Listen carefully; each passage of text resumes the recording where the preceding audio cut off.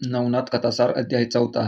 देवीच्या भैरवांची व दासींची फजिती. देवीचे दर्शन. मच्छिंद्रनाथाने सेतुबंध रामेश्वरास मारुतीशी सख्यत्व केल्यानंतर तो हिंगळा देवीच्या दर्शनात जावयास निघाला. ती ज्वालामुखी भगवंती महाप्रदीप्त आदिशक्ती होय. जेव्हा मच्छिंद्रनाथ देवीच्या प्रचंड दरवाजाशी पोचला तेव्हा दरवाजावर महाप्रबळ अष्टभैरव उभे होते. त्यांनी मच्छिंद्रनाथास पाहताच ओळखिले व साबरी मंत्राने नागपत्र अश्वत्थाच्या झाडाखाली नाथाने सर्व देव अनुकूल करून त्यांच्यापासून वरदाने मागून घेतली आहेत.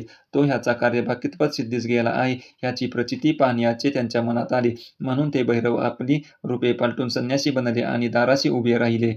तुम्ही कुठे जाता वगैरे मच्छिंद्रनाथास ते विचारू लागले. तेव्हा त्याने सांगितले की देवीचे दर्शन घ्यावयाचे माझ्या मनात आहे, म्हणून मी आज जात आहे. असे सांगून मच्छिंद्रनाने त्यास विचारले की तुम्ही संन्यासी आहात, तुमची मर्जी आज जावयाची आहे की काय? त्यावर ते म्हणाले, आम्ही येथले द्वारपाळ आहो. येथे दाराशी उभे राहून जे कोणी देवीच्या दर्शनास येतात त्यांच्या पाप पुण्यांची चौकशी करून मग जो पुण्यवान व मनापासून दर्शनाची इच्छा करणारा असेल त्यांनी आम्ही आत जाऊन देतो.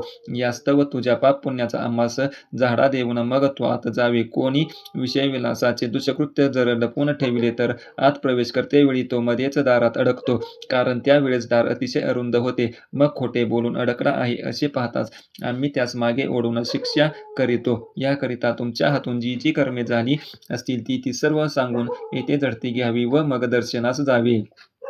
अष्टभैरवांचे असे भाषण ऐकून घेऊन मच्छिंद्रनाथ म्हणाला की मी पाप पुण्य काही एक जाणत नाही. मजकडून आजपर्यंत जी जी कर्मे घडली ती सारी ईश्वरी प्रदत्त केली आहेत. तशात आम्ही पाप पुण्यापासून अलिप्त आहो. हे भाषण ऐकून ते संन्यासरूपी अष्टभैरव चकित झाले व म्हणाले, जन्मास आल्यानंतर तू केलेली कामे छपवून ठेवलीस तर येथे तुझा निभाव लागावयाचा नाही. मार खाऊन परत जावे लागेल. याकरिता काही वाईट असेल तर सांगून आत जावे, म्हणजे अंबाबाई कृपा करील व तुला दर्शन देईल. अशा प्रकारचा बराच संवाद होऊन शेवटी मच्छिंद्रनाथ म्हणाला की प्राण्यांना शासन करण्याकरिता मी अवतार घेतला आहे.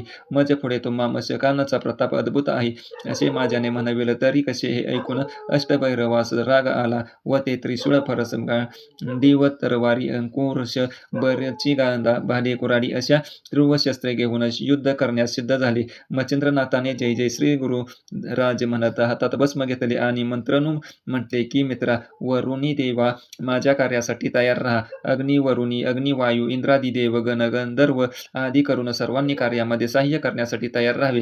तुम्हा सर्वांना मी नमस्कार करीतो. अशा रीतीने सर्वांना युद्धाचे आमंत्रण करून मंत्रलेले भस्म दाही दिशांस फेकले. नंतर वज्र प्रयोग म्हणून विभूती अंगास लाविल्यानंतर त्याचे शरीर वज्राहून कठीण झाले. नंतर मच्छिंद्रनाथाने भैरवास सांगितले की तुम्ही आता आळस करून विलंब करू नका, युद्ध करण्यास तयार व्हा. न कराल तर तुम्हास माता पित्यांची शपथ आहे. ते ऐकून अष्टभैरवांनी रागाने ध्रुव शस्त्रे सोडली, परंतु मच्छिंद्रनाथाने त्यास जुमानिले नाही. ती त्यास गवताच्या काड्यांप्रमाणे वाटली, परंतु त्या योगाने तिन्ही लोकात थरकाप होऊन गेला. त्यावेळी वासव शक्ती सोडण्यास आली. तिच्या आवाजाने ब्रह्मांड दणाणून गेले. तो अंबेने ऐकताच शोध करण्यासाठी आपल्या लावण्याखानी दासी पाठविल्या. त्यांनी हा प्रलय पाहिल्यानंतर दुसऱ्या असंख्य दासी मदतीस आणून शस्त्रास्त्राचा मजबूत मारा चालू केला, परंतु मच्छिंद्रनाथाने त्या सर्वांचे निवारण केले आणि भुलविणारे मोहिनी अस्त्रे कामशरामध्ये योजून पेरितांज त्या अस्त्राने दासींच्या देहात गुप्त संचार करून पिशाच्या समान सर्वात भ्रमविले. या प्रकारचा चमत्कार चालला असता विद्यागौरव अस्त्रांच्या योगाने त्याने सर्वस्व नग्न करून त्यांची वस्त्रे आकाशात उडवून दिली. नंतर मायास्त्रांच्या योगाने मच्छिंद्राने हजारो पुरुष त्या स्त्रियांपुढे निर्माण केले आणि स्मरण अस्त्रांच्या योगाने त्या सर्व स्त्रियांस शुद्धीवर आणले. त्यावेळी समोर हजारो पुरुष व आपण वस्त्ररहित असा प्रकार पाहून त्या दासी परमलज्जित होऊन रानोमाळ पळत सुटल्या. अशा स्थितीमध्ये त्या पळत असता भैरव काठी प्राण धरून अत्यवस्थ पडलेले त्यांनी पाहिले. मग त्या पळून भगवंती जवळ गेल्या. त्यांची अवस्था पाहून अंबेला आश्चर्य वाटले. तिने काय प्रकार घडला म्हणून विचारता दासी म्हणाल्या, सुकृत सरल म्हणून ही दशा प्राप्त झाली. कोणी एक जोगी आला आहे, त्याने ह्या रीतीने आमची दुर्दशा करून टाकली. त्यानेच भैरवांचा प्राण कासावीस केला आहे. आता तुम्ही आपला काशा गुंडाळून येथून कोणीकडे तरी पसार व्हा, नाही तर तुम्हावर हाच प्रसंग येऊन गुदरेल असे आम्हास दिसते. अशा प्रकारे त्या दासी कावऱ्या होऊन भगवंतीस सांगू लागल्या. त्या भिवून गेल्यामुळे थरथर कापत होत्या व त्यांच्या डोळ्यांपुढे तो जोगी दिसत असल्यामुळे भयाने आला. आला असा शब्द त्या करीत होत्या. हा सर्व प्रकार भवानीने ऐकून घेतल्यानंतर तिला परम आश्चर्य वाटले. मग तो कोण आहे तेही अंतर्दृष्टीने पाहू लागली. तेव्हा मच्छिंद्रनाथ या नावाने कवी नारायणाने अवतार घेतला असल्याने तिच्या लक्षात आले. नंतर तिने सर्वांस वस्त्रे दिली आणि त्यांसह अंबा मच्छिंद्रनाथाजवळ गेली. तिने अतिप्रेमाने त्यास हृदयी धरले. तेव्हा तो जगन्मातेच्या पाया पडला. अंबेने त्यास मांडीवर बसवले व प्रताप करून दाखवल्यावर तिने त्यांची तारीफ केली. शेवटी तिने त्यास भैरवांना सावध करावयास सांगितल्याबरोबर त्याने वात आकर्षण अस्त्रे काढून घेतली. भैरव सावध होऊन पाहू लागले.